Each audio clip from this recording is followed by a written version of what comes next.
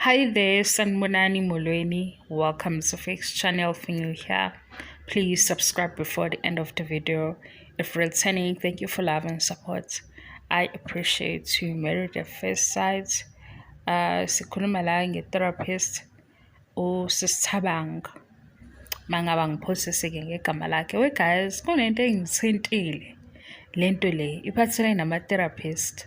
Because usisi ulaphaya ku-Married at First Sight uzosiza-ke laba abafikayo ukuthi bathole o-partner perfect match, kube nemishado warawara, bayaxoxa-ke naye. So kwi-process ekhona kunezinto shuthi abayibamba eceleni off camera thina singekho bekhulume-ke nalaba abakhona kule TV show.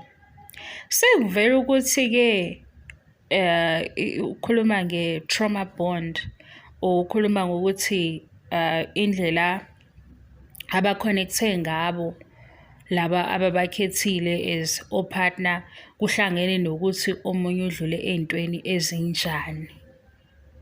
We guys, angidiscredit usisi nomsebenzi wakhe, kodwa iyangithinta lento leyo ukuthi mayesekhuluma izinto engibona ukuthi mhlampe personal into yokuthi childhood trauma udla ngoba ethola i-comfort ekudleni, usebenzisa ukudla. Ayibo guys, angithi manje inkinga ukhuluma ngabantu esesazi ukuthi ukhuluma ngobani, uyabo. Akufani nalana ukuthi i-therapist ekhulumayo nje because u-addressa lezi zinto nathi uya-highlighta emsebenzini wakhe ukuthi ezinye izinto abhekana nazo 1, 2 ne-3.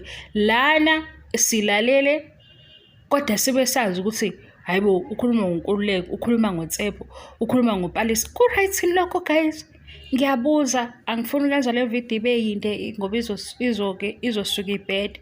Angiqondi discredit umsebenzi wakhe, kodwa leyo part leyo ngifuna ukuyizwisisa kahle ngoba angizwanga kahle.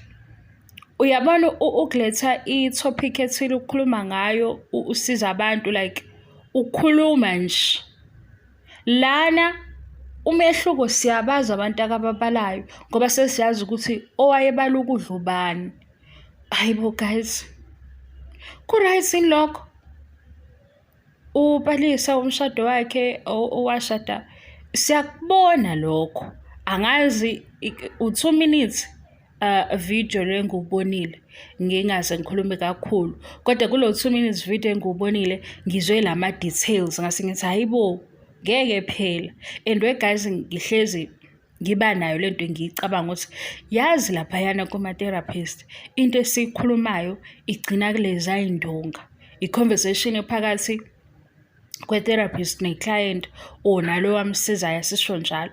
So umthembile ngemthwalo yakhe ukuthi mase sixoxile kuphelela lana umsiza kanjani. Angisho ukuthi mina guys akushuka kakhulu izinto, kodwa manje la sekushare information lena abayikhulume bona ekhoneni, uyayibona, abayikhulume i-private.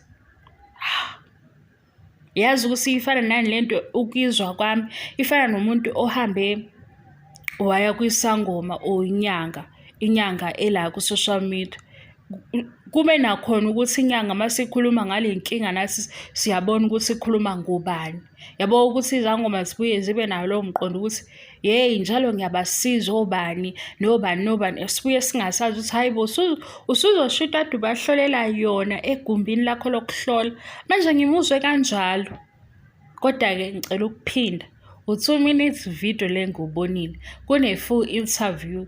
Ngiyacela ukuthi ulandele i-full interview, mhlampe uzozwa kangcono nami ngisazoyibheka mase ngiyayithola into ephelele. Kodwa ngibone sengathi useshare manje i-information thina esingayidingi because lo muntu okhulume naye ngaleso sikhathi ubekhuluma naye ngoba emsiza, hayi ukuthi siqhubeke mhlambe sithi ulo uNtsepho ubala ama-lemon cream ngoba esasemncane ukudla kwasho kwacima.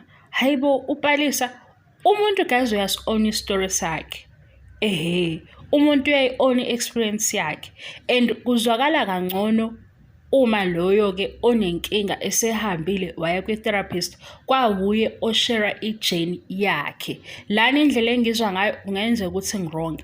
La indlela engizwa ngayo, ngizwa ngokuthi ukhuluma ngotshepo kunokuthi ngizwe ukuthi ukhuluma ngama-issues avela emshadweni. Kuyi-umbrella nje ukukhuluma. Lana ukukhuluma senginakho ukuthi uPortia-ke lo wakhuluma ngayo. Angazi-ke guys, abanye bebe-complain-a bethe cha bakhathele ilaba be-Married at First Sight, lento yabo ukuthi behambe beye kuma-podcast beyokhuluma ishow iphelile.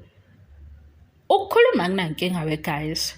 Ukukhuluma akunankinga umuntu mhlambe ezoyikhulumela ngayo ukuthi ufundeni after show.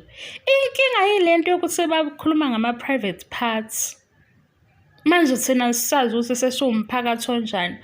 Inkinga ilento yokuthi bashare izinto ebeziyi-private. Baqedile laphayana, bashadile bahluleka. Ikhona i-experience ababenayo, bafunda kuyona, yini elandelayo.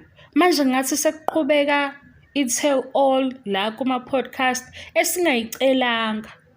Ngoba-ke mhlawumbe ukube i-tell all iyadingeka, bekuzovela ukuthi hayibo, imibuzo eyasala ithini, siyigaxe-ke imibuzo. Mase mhlambe kuyahlangana-ke. Manje nje, yazini, hhayi ngeke guys, bebe-toxic futhi. Mhlawumbe bazama ukujustifya osisithabanga ukuthi babafake kanjani abantu be-toxic. Kodwa-ke futhi eqinisweni angeke ubone umuntu for isonto elilodwa noma amabili mase uyazi ukuthi umuntu onjani. Yabo nje impela nami ngiwomunye wabantu ababazayo ukuthi kodwa abantu abanje bafake kanjani. Ayikho indlela yokuskena. Ayikho nje indlela yokuskena ukuthi-ke after a month emshadweni lo uzobehave kanje. Ayikho lento ifana nomjolo. Makusashelwana kuba mnandi, kube mnandi, kube mnandi, kube mnandi, kube mnandi, kube mnandi. Mase kuyehlake. Ayikho into alethe ekuqaleni ukuthi hayibo zizokhala. Ubona sekwenze ngoba phela ngesikhathi senixoxa usuyabona ukuthi hayibo lo muntu lona unjani.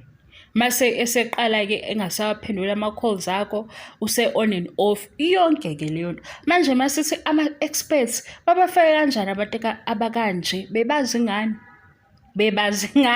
ukuthi hayibo, ngiyaxolisa ukuhleka. Bye. Bengibuza le ndaba ukuthi ku-right yini ukuthi sekushare information manje personal.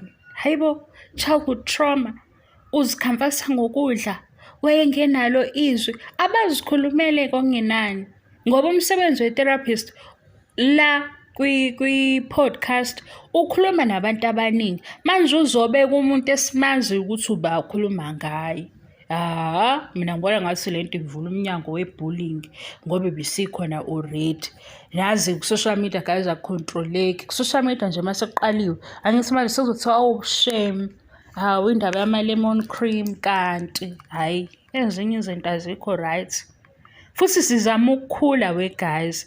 Sizama futhi nokuthi izinto esifidwa zona azihambisani nathi.